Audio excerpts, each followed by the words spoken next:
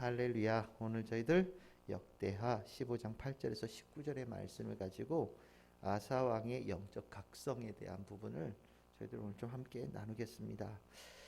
제가 이 아사 왕 유명한 왕이라고 말씀을 드렸었죠. 바로 요 구절 때문에 그렇습니다.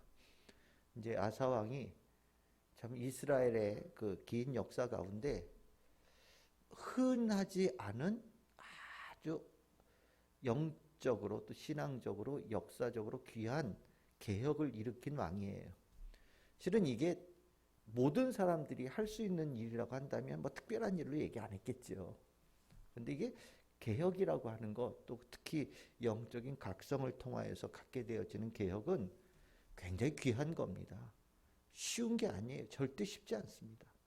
쉽지 않다고 얘기할 정도가 아니라 정말 불가능할 정도로 힘든 거예요. 그런데 그것을 어떻게 해낼 수 있느냐? 바로 이 영적 각성이 있을 때 가능한 겁니다. 우리가 왜 성령 충만, 우리가 회심의 과정을 그렇게 중요하게 얘기를 하냐? 사람의 힘으로는 바뀌어지는 것이 불가능해요.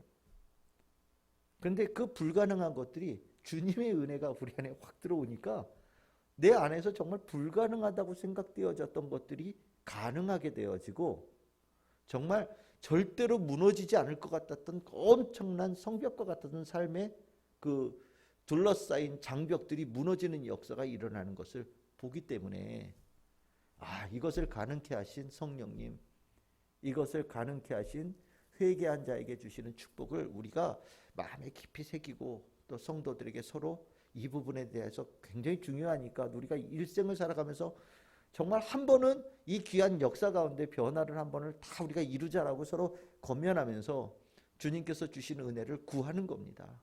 우리가 일평생을 살면서 주님의 은혜로 내 일생에 극적인 변화, 극적인 개선, 극적인 영적인 각성이 우리 가운데 일어나는 것이 없이 일생을 쭉 지나간다면 글쎄요.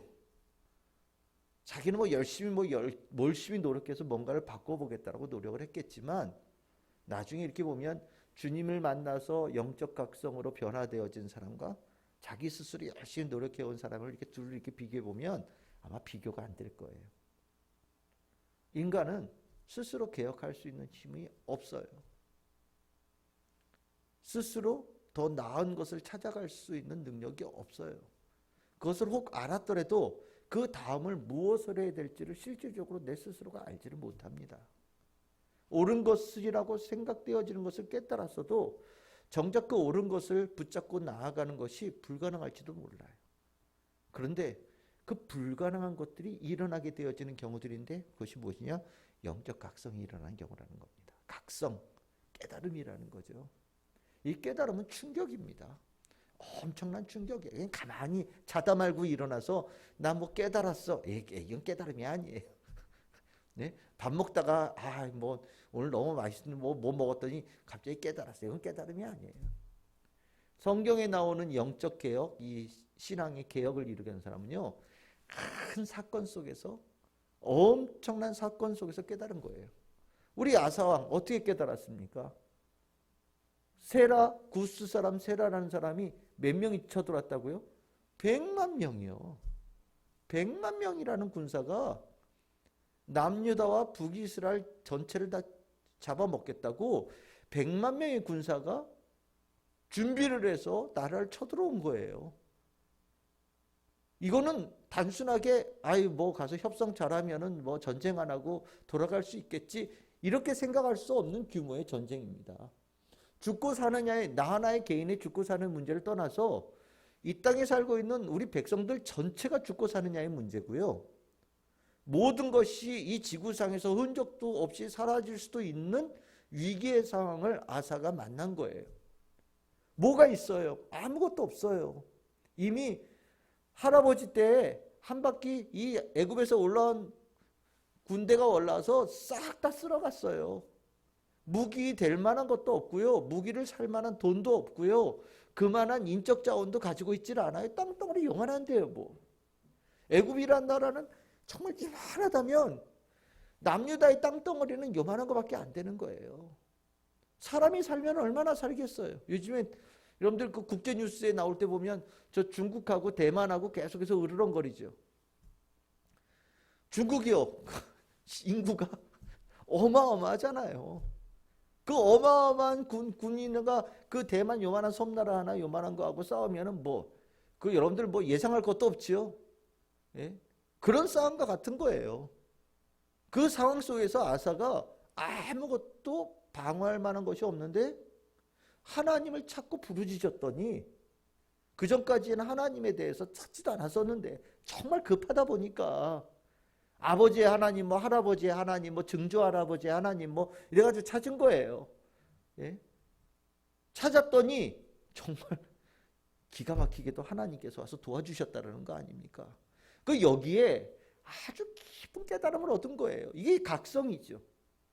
하나님 찾아야 살 수 있는 거구나. 여러분들 이 100만 명의 군대가 한 번 전쟁에서 졌다고 다시 안 오겠습니까? 100만 명이 뭐예요? 200만도 있고 300만도 있고 400만도 있어요. 한 번 전투에 졌다고 그 땅에 와서 내가 다시는 너희 나라 쳐들어가지 않을게 이러겠습니까? 올해 졌으면 내년에 또 준비해서 200만으로 해가지고 올 수도 있는 거예요. 그러니까 이게 한 번 이겼다고 모든 것이 인생이 끝난 것이 아니잖아요. 해결된 게 아니잖아요. 아사는요, 이 경험에서 정말 다른 사람은 쉽게 얻을 수 없는 깊은 영적 깨달음을 얻었다는 거예요. 하나님 붙잡지 않으면 우리는 죽을 수밖에 없다. 앞으로도 하나님 붙잡지 않으면 우리는 이런 위기를 벗어날 방법이 없다라고 결심을 했다라는 거예요. 그래서 그 깨달음을 가지고 멈추지 않고 그것을 실질적으로 실행했다라고 얘기를 합니다. 실행할 때 얼마나 강한 의지를 가지고 있느냐. 8절에 보시면 오뎃의 예언이라고 하는데 오뎃의 아들 아사랴의 예언이죠. 하나님의 말씀을 듣고 마음을 아주 단단하게 먹었다는 거예요. 마음을 단단하게 먹고서 그 단단하게 먹고 산 것이 무엇이냐면 여러분들 그 8절의 중간쯤 보시면 없앴다라는 얘기가 2번 나옵니다. 없앴다. 무엇을 없앴느냐? 가증한 물건들을 없앴다 이렇게 얘기합니다. 여러분들 이 가증하다라는 것은 어떤 거냐면 딱 보면 영적인 이상 반응이 나오게 만드는 것들이에요. 그러니까 이게 물건으로 봤을 땐 금덩어리 같이 이렇게 돼 있으면 저거 값어치가 얼마일까? 예를 들어서 이렇게 내가 좋아하는 스타일은 아닌데 만든 사람의 솜씨가 대단해요. 예를 들어서 불상인데 만든 사람의 솜씨가 대단해서 내가 저 신을 믿는 건 아니지만 저 조각계 아주 기교는 대단해 라고 볼 수 있잖아요. 예술 작품으로 보면서 그것을 이렇게 높일 수 있단 말이죠. 여러분들이 기사 보셨는지 모르겠지만 저 캐톨릭의 성지박물관에 저 불교에서 그 탱화를 얻어다가 걸었다. 불상도 갖다 놓고 그래가지고 뉴스에 나왔더라고요. 이것이야말로 종교 화합의 상징적인 전시회다. 이 미술 작품으로 전시했다고 얘기를 하더라고요. 근데 글쎄 미술 작품으로는 이해가 가겠지만 영적으로는요. 만약에 우리가 미술 작품이라고 멋지게 생겼다고 여기다가 불화를 걸어놨다면 여러분들 그것을 미술 작품으로 보시겠습니까? 아니죠. 그게 미술의 감각으로 본 사람들은 그게 아름답다고 얘기할지 모르겠지만 영적인 시각으로 볼 때는 그것을 참을 수 없는 거예요. 바로 아사가 사물을 바라보는 기준이 바뀐 겁니다. 뭘수리요? 영적인 기준을 가지고 보는 자로 바뀐 거예요. 그래서 전에는 보면서 전혀 이상하지 않았던 건데 하나님에 대해서 내가 찾고 하나님을 붙들겠다고 딱 결심하고 나니까 이상하게 보이는 거예요. 전에는 전혀 안 이상하게 보였는데 그래서 그것을 뭐라고 표현하냐? 가증한 것이라고 표현해요. 왜 이상하게 보느냐? 하나님께서 그것을 보실 때 이상하게 보실 거라고 보이는 거예요. 하나님께서 그것을 보실 때 토악질하는 것이죠. 내가 정말 그것을 볼 때마다 토악질이 나온다라는 것이 가증한 거라는 거거든요. 근데 전에는 하나님은 그런 반응을 보여서도 나는 그런 생각이 안 들었는데 하나님을 내가 붙잡겠다고 생각하고 나니까 나도 똑같이 그렇게 볼 때마다 그런 느낌이 나오는 거예요. 그것을 아사왕이 온 땅에서 다 없앴다 이렇게 얘기합니다. 그러니까 이게 참 어려운 거예요. 그러고 나서 한 것이 무엇이냐면 8절 맨 마지막에 여호와의 제단을 재건했다. 새롭게 했다라는 거예요. 뭐 광낼 거 광내고 깨끗하게 할 거 깨끗하게 하고 다시 제단으로서 기능을 할 수 있도록 불을 지펴도 문제가 없고 뭐 촛대를 꽂아도 불이 붙고 뭐 그렇게 될 수 있도록 향을 올려도 향이 잘 어울릴 수 있도록 새롭게 했다는 거, 정비했다라는 겁니다. 왜? 안 썼었으니까. 제대로 안 썼었으니까. 그것을 이렇게 보니까 정말 해야 될 것이 이거구나. 그래서 그걸 또 재건했고, 그 다음에 보면 뭐가 나옵니까? 사람들을 모았다 그래요. 이것이 단순하게 나의 영달을 위한 것이 아니라 이 모든 백성에 관한, 생존에 관한 문제거든요. 그러다 보니 하나님께 헌신되어진 자들을 모았다라고 얘기합니다. 그러니까 이 모았다라는 것이 단순하게 그냥 시간 되는 사람 오세요 이런 차원이 아닌 거예요. 안 오면 큰일 날 줄 알아. 뭐 이런 식으로 하면서 사람들을 막 끌어 모았다라는 겁니다. 끌어 모아서 여러분들 보시면 11절에 어떻게 나옵니까? 여호와께 제사를 드리고 12절에 보시면 여호와를 찾기로 언약했다. 계약을 맺었다는 거예요. 그 모인 모든 사람들을 모아다 놓고 이제부터 우리는 다른 것 찾지 않고 하나님만 찾겠다라고 굳건한 언약을 맺었다라는 겁니다. 그리고 그 자리에 모인 사람들이 큰 소리로 외치고 맹세하였다 이렇게 얘기합니다. 그러니까 이 아사가 개혁을 하는 것이 자신의 깨달음에서 시작해서 없앨 거 없애고 새로 할 거 새로 하고 하나님의 사람들을 모으고 사람들을 하여튼 모든 사람들을 모아서 하나님 앞에 서약할 수 있도록 만들어서 그 땅 전체가 하나님께서 귀하게 볼 수 있는 긍휼을 베푸실 수 있는 사람들로 바꾸었다라는 거예요. 이게 얼마나 어려운 일이냐에 대해서 표현한 것이 16절 이하에 나와요. 그 아사가 이 일하는 것이 얼마나 어려운 일이었느냐. 거기 보시면 누가 나옵니까? 아사 왕의 어머니라고 나오는데 이 어머니가 아니고요. 원래는 할머니예요. 할머니. 그러니까 르호보암의 부인이에요. 마아가가. 그러니까 이 마아가라고 하는 이 여자가 할머니로서 그냥 그 왕실에 아주 오래된 터줏대감처럼 제일 어른으로 딱 있는데 이 왕실에서 무엇을 했느냐? 우상숭배의 후원자 역할을 했다라는 겁니다. 그러니 여러분들 이 마아가가 후원하는 아세라에 관계되어진 제사장들 얼마나 권세를 누렸을지 여러분들 상상이 되시겠죠. 우리 뒤에 누가 있는지 알아? 야, 왕실에서 제일 어르신이 우리 편이야. 이런 식으로 뒤에서 탁 뒷받침을 하고 있는 거예요. 그러니까 여러분들 이것이 단순하게 마아가뿐이겠습니까? 이런 영적인 흐름이니 제사장들을 고용하고 그 제사를 드리게 하고 하는데 모든 비용을 대는 것을 누가 주로 집행했다는 것이 되는 겁니까? 왕실에서요. 국가에서. 그러니 이 우상숭배의 기세가 얼마나 대단했을지 여러분들 상상해 보십시오. 그리고 얼마나 뿌리가 깊었을지 한번 상상해 보십시오. 그리고 이들과 연관되어진 사람들이 얼마나 많았을지 한번 상상해 보세요. 그냥 저 사람들이 저 시골에서 각자 알아서 뭐 나무에다 절하고 뭐 예를 들어서 돌멩이 하나 갖다 놓고 절하고 이런 차원이 아닌 거예요. 국가에서 왕실에서 후원을 해가면서 그 일을 갖다 도모했고 그러고 나니 예루살렘에 이 왕실에서 후원하는 이방신들의 제사장들이 바글바글 했다는 얘기고요. 결국 이 사람들은 고위층과 연결되어져 있는 사람들이니까 나름 권세를 가진 사람들이었다라는 거예요. 이거 쉽게 없앨 수 있겠습니까? 이게 쉽지 않은 거예요.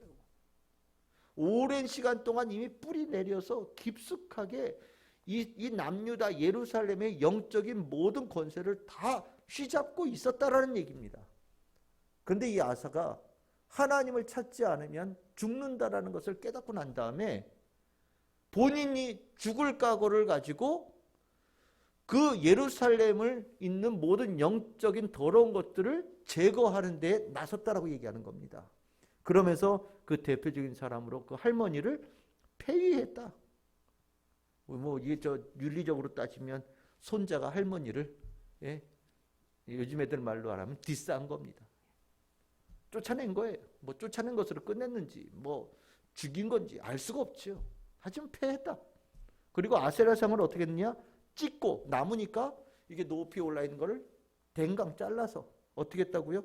빻아서 기드론이라고 하는 곳은 어디냐면 예루살렘의 동쪽에 있어요. 그러니까 동쪽이라고 하는 곳이 항상 의미가 있는 것이 뭐냐면 동쪽에서는 해가 동쪽에서 이렇게 뜨잖아요. 그러다 보니까 보통 이 고대 근동에 있는 이 신들이 전부 다 이게 자연 질서와 연관이 되어져 있거든요.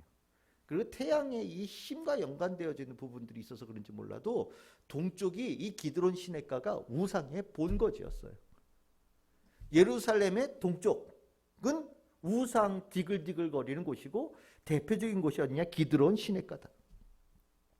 그래서 나중에도 여러분들 히스기야나 요시야나 이런 왕들이 나올 때 이 왕들도 아사왕처럼 그 사이에 또 있었던 우상들을 다 모아가지고 불태우고 막 빻아서 버리고 하거든요. 어디다 버렸겠어요? 똑같이 기드론 시내가에다 버려요. 그러니까 여기가 하여튼 문제의 중심지예요. 거기다가 다시는 이런 비슷한 거 세우지도 못하게 아예 빻아서 형체도 없이 해가지고 그냥 갖다 버렸다라고 얘기를 합니다. 이것을 단순하게 그랬겠구나라고 생각한다면 어려운 일이 아니지만 이건 아사왕이 죽을 각오를 가지고 한 거예요. 이런 일 한다고 이 이방신 섬기는 제사장들이 뒤에 돌아가지고 왕을 암살할 수도 있지 않겠습니까? 그렇죠? 근데 아사왕은 내가 죽더라도 이 일은 반드시 하겠다라고 결심했다라는 거예요. 그럼 어떻게 됐느냐? 이렇게 했더니 아사왕이 죽을 각오를 했더니 아사가 죽었냐? 아니라는 거죠. 여러분들 보시면 아시죠? 18절 19절에 보시면 어떻게 나옵니까? 이렇게 18, 17절 끝에 보시면 아사의 마음이 일평생 하나님께 한결같았고 그 과정을 하나님께 영적 각성을 가지고 없앨 것 없애고 세울 것 세우는 목숨 건 투쟁을 했더니 하나님께서 아사왕을 지켜주셔서 19절에 보시면 35년까지 다시는 전쟁이 없었다. 이 개혁의 날짜가 언제였냐면 15년에 있었던 일이거든요. 15년. 그러니까 35년까지 아무 일 없었다. 몇 년 아무 일 없었다는 겁니까? 20년 아니면 없었다는 거예요. 20년 동안. 하나님께 온전하게 있을 동안에는 100만 명의 군대가 쳐들어오지도 않았고 하나님께 온전하게 개혁을 했더니 이방신들이 그렇게 난리를 치고 그에 관계된 제사장들이 그렇게 권세를 누렸는데 찍소리도 없이 다 사라졌고 하나님께 온전하게 섰더니 그 나라에 완전한 평안함이 이루어지는 놀라운 역사가 일어났다라고 역사를 통해서 가르쳐주는 거예요. 여러분들 이런 일이 났더니 이런 모든 것들을 그리면 어떻게 표현할 수 있겠습니까? 여러분들 15절 보십시오. 기뻐하는 역사가 일어나는 거예요. 기쁨이 있는 겁니다. 평안함이 있고요. 영적으로도 그 억눌렸던 것으로부터 자유롭게 되어지니 얼마나 자유롭습니까? 우리가 성령이 충만하다라고 하는 거는 우리 인생을 괴롭히는 모든 악한 것으로부터 우리가 자유케 되어지는 거거든요. 풀려나는 거거든요. 성령에 충만하고 나면 이 안에 내가 얻는 평안함은 이루 말할 수가 없는 거예요. 이 안에 뭐 여러 가지 이상한 걱정들, 뭐 얽매인 것들, 미움들, 머릿속에 디글디글한 것들 너무 많잖아요. 때에 따라서는 그 경우에 자기가 목숨을 스스로 해야 하는 경우들도 생기고 내가 오늘 살아도 사는 것 같이 느끼지 못하고 살아가는 사람들이 수도 없이 많고요. 정말 죽지 못해 살아가는 사람들이 수도 없는 상황인데 그런 일이 왜 일어나냐? 머릿속에 마음속에 그 사람을 갈갈이 찢는 수많은 더러운 영들이 가득하기 때문이에요. 근데 성령이 충만하면요. 그것들이 자리 잡을 수 없도록 성령께서 그 모든 것들을 쫓아내버리시고 아름답고 온전하고 귀한 성령께서 우리를 완전히 지켜주심을 통하여서 우리가 그 안에 온전한 자유함을 얻게 된다는 거죠. 이건 기뻐하지 말라고 해도 기쁜 거예요. 머릿속에 두 가지 생각이 아니라 한 가지 생각이 되어져서 그것이 온전하고 아름다운 질서 있는 생각으로 채워지는데 어찌하니 기뻐할 수 있겠습니까? 당연히 기뻐하게 되어지죠. 그 기뻐하는 이 역사가 어떻게 해서 일어났느냐? 여러분들 15절에 온 유다가 이 맹세를 기뻐한지라. 그리고 그 사이에다가 이 단어를 넣으십시오. 왜냐하면 무리가 마음을 다하여 맹세하고 뜻을 다하여 여호와를 찾았으므로. 그러니까 단순하게 맹세한 것을 기쁜 게 아니라 그 맹세한 것을 지속한 거예요. 정말 하나님을 맹세한 것으로 끝나지 않고 열심으로 찾았더니 아사가 하나님을 찾아야 우리를 살 수 있는 백성이라는 것을 깊이 깨닫고 우리가 하나님을 매달립시다라고 하나님을 찾았더니요, 더러운 것들이 다 사라지고 정말 온전하신 하나님께서 그들에게 어떻게 했냐? 찾아오셨다라고 얘기를 합니다. 만나주셨다. 하나님을 찾았더니 여호와께서 그들을 만나주시고 그들의 사방에 평안을 주셨다라고 얘기합니다. 그리고 나니까 이스라엘 백성들이 하나님의 영적 각성을 가지고 하나님께 나아간 그것을 통하여서 모든 자들이 기뻐할 수밖에 없는 남유다의 국가 예루살렘을 만들어 주셨다라고 아사의 역사의 기록을 역대기가 남기고 있는 거예요. 저는요, 우리가 주님 만나서 주님의 은혜로 우리가 성령의 충만함을 얻고 영적인 깊은 깨달음 속에서 우리 안에 쓸모없는 것들을 지워버리고 죽을 각오를 가지고 우리들의 삶을 주님의 사람으로 변화시켜가는 그 과정을 우리가 하게 되어지는 과정 속에 우리가 상상하지도 못했던 진정한 평안함, 기쁨, 삶의 의미, 하나님께서 함께 하심에 주시는 승리가 우리 가운데 넘쳐나게 되어지는 역사를 경험하게 된다라고 역사를 통해서 우리에게 가르쳐 주는 겁니다. 그래서 저는 말씀을 드려요. 우리가 일생을 살아가면서 한 번 이 경험은 반드시 가져야 된다. 주님을 통하여서 우리가 영적 각성을 가지고 우리들의 삶을 괴롭히는 쓸데없는 것들을 제하여 버리고 주님을 찾겠다고 온전하게 결단하여서 나아가는 그 길을 반드시 한 번은 가져가야 된다. 여러분들, 하나님께서 여러분들에게 이루고자 하시는 것 딱 한 가지가 있다면 온전한 하나님의 사람을 만들어가는 그 과정을 가져가시는 거예요. 하나님은요, 여러분들 모두를 온전한 하나님의 사람으로 만들어가는 그것을 하나님께서 원하셔요. 그게 인생이라고 저는 생각합니다.